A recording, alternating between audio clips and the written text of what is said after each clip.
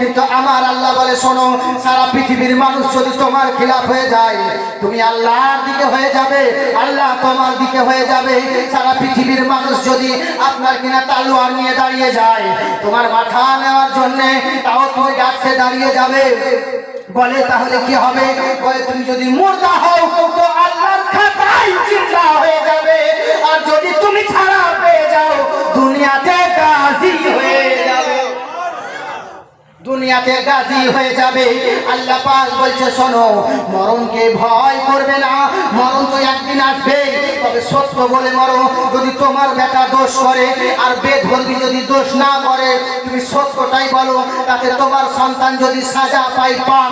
যদি তোমার বাবা দোষ করে আর অন্য আপনার কিনা পাশের বাড়ির একজন হিন্দু ভাই যদি দোষ না করে, তোমাকে সত্য বলতে হবে, তাও তার পাশে দাঁড়াতে হবে।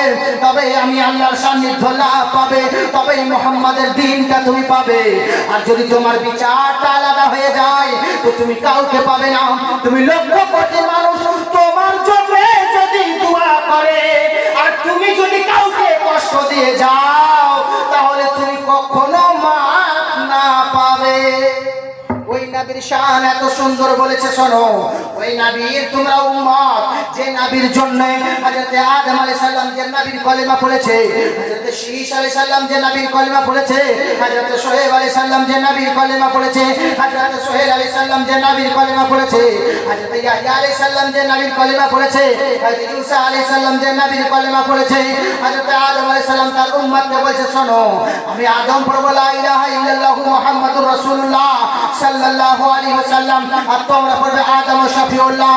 এবং সবাই সবার নিজের নিজের নবীরা নিজের নিজের কলমা পড়িয়েছেন, আর প্রত্যেক নবীগণ আমার নবীর কলেমা পড়েছে।